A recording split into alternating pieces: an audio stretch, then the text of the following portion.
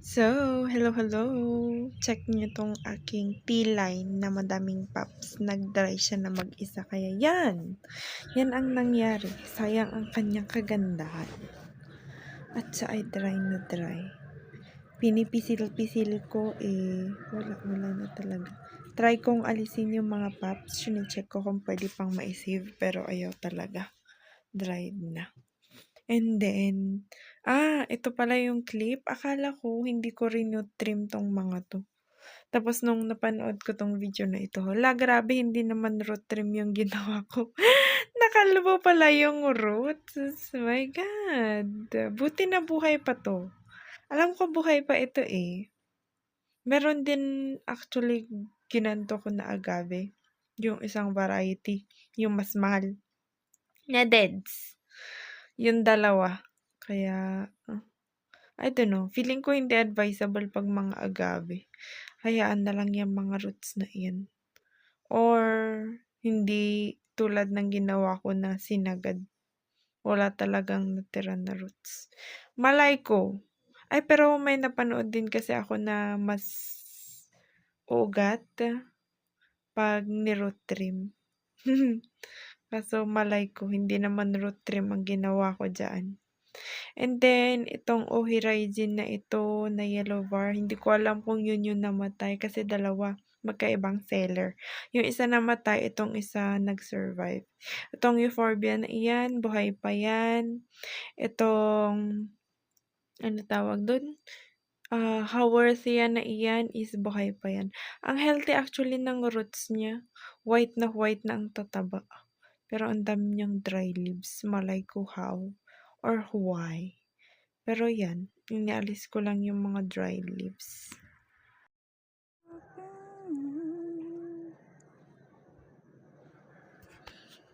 And then, ito naman yung isa kong agave ebony.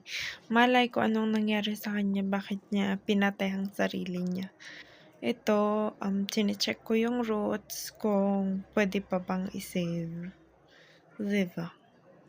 Nag-dry lang. Parang hindi siya nag-ugat. Kariripat ko, feeling ko yan eh. And then, yan. Aalisin ko na yung mga leaves. Let's try saving it. Okay, go.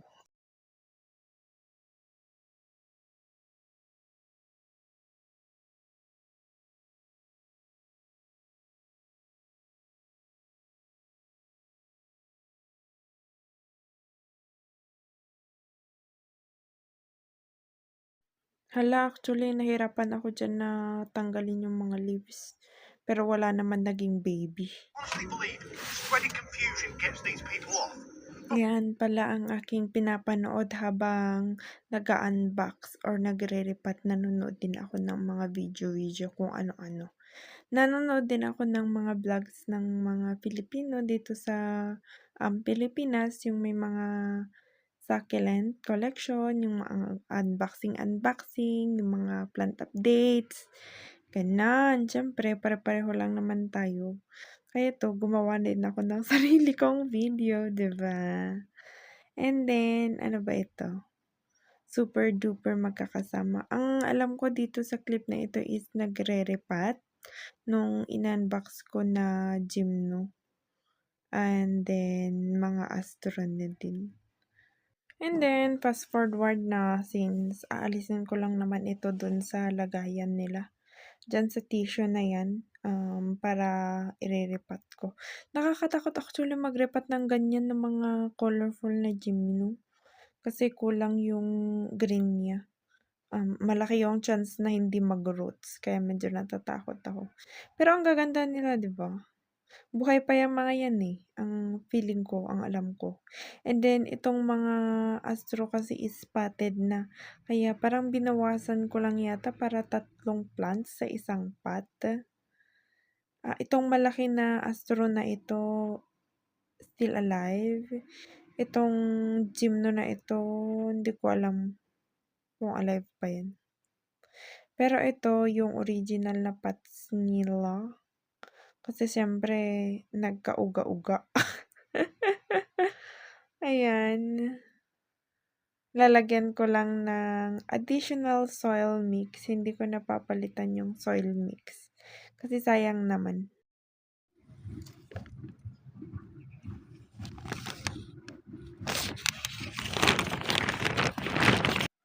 And then, kaya may sound pala na ganyan is, binalot ko pala ito ng plastic. Itong mga bagong tanim ko lang na mga hawo at mga plants. Since parang magiging mini greenhouse. Plastic lang. Then, sa dalawang daydream pala na ito is, isa is deads na maalam.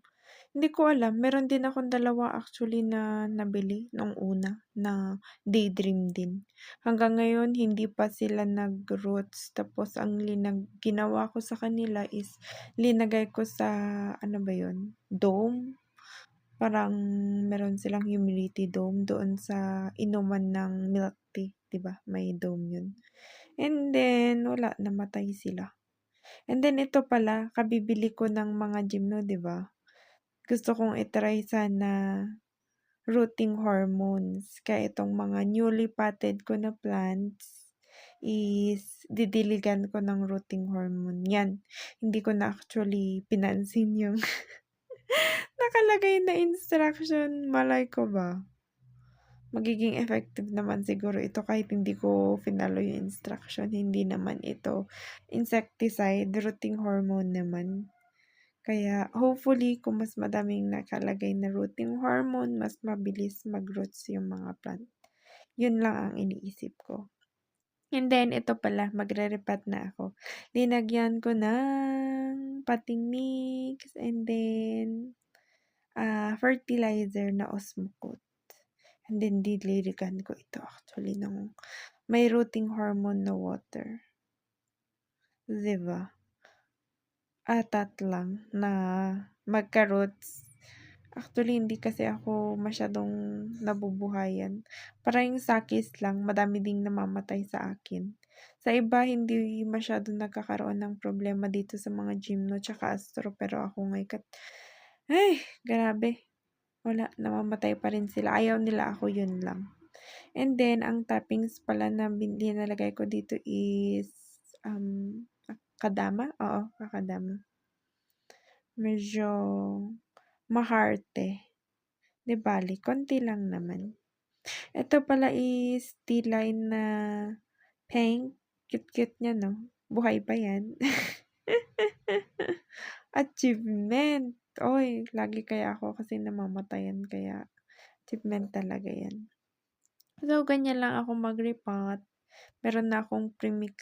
Ako ang nagmix sa soil mix na yan eh. Nakalimutan ko na kung ano yung mga ingredients. Pero parang cocoquare, vermifuge, perlite, tapos merong konting zeolite dun sa ginawa kong self-mix na pond, rainbow pond. Pero ang pangit nung minix ko na rainbow pond kasi walang black lava rocks. Tapos magkaiba yung size ng pumice and then zeolite. Kaya ang pangit ng itsura. Ginamit ko, trinay ko actually dun sa ibang plants. Hindi ko pa masasabi kung ganun ba talaga kaganda. Anyway, ipakita ko next time. Pero yan, repotting muna tayo. Binabad ko pala yung iba sa hindi ko dinilig. And then, ito yung mga astro na super dehydrated. Hindi ko alam kung mabubuhay yan. And then, pinipisil-pisil ko.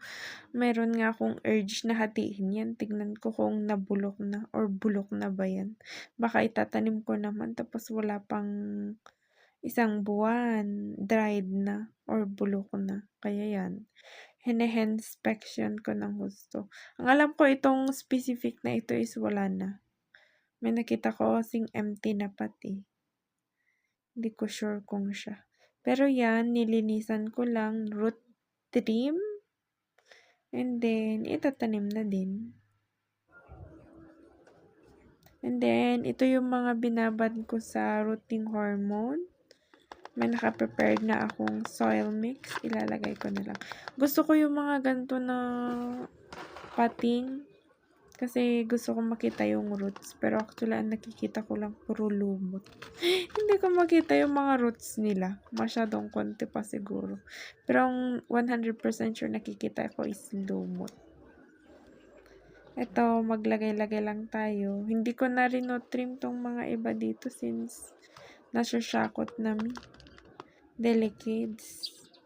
Paano kung mamatay sila? Dapat linibol ko tong mga to eh. Hindi ko na kasi linibelan yung iba kaya hindi ko alam kung sino yung mga namatay. Pero nare-recognize ko naman yung iba since syempre may kanya-kanya silang forms. Although mukha silang magkakamukha pag sa malayuan, pag titigan mo talaga sila is magkakaiba yung itsura nila. Same sa Astro at sa Gymno kasi actually nung wala pa akong mga ganito, ang tingin ko sa kanila is papareho talaga yung itsura nila. Lahat ng Astro magkakamukha, lahat ng Gymno magkakamukha, except lang yun syempre yung mga perfect ganun. Or yung may mga distinct characteristic tulad ng multicolor, ganun. Tapos yung ibang may ID. Pero karamihan ng may ID na Gymno, hindi ko actually ma-distinguish kung ano yung characteristics nila, bakit sila nagkaroon ng distinction, paano nila nakakakilala na yun.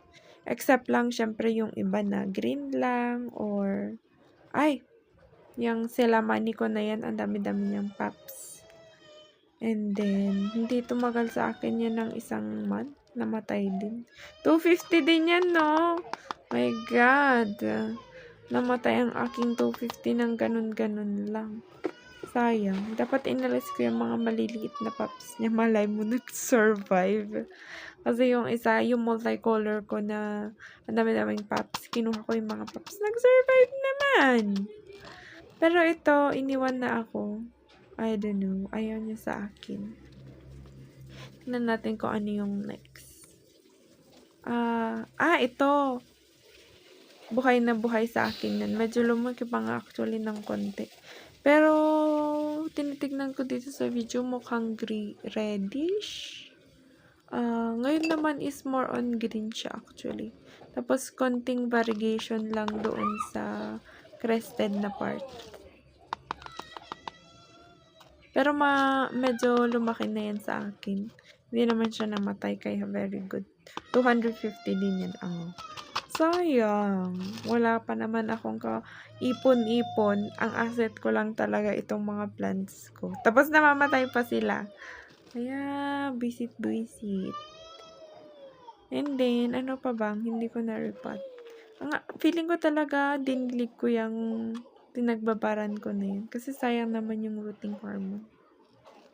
And then, itong Gymno na ito, I think, meron pa sa akin yun. Still alive.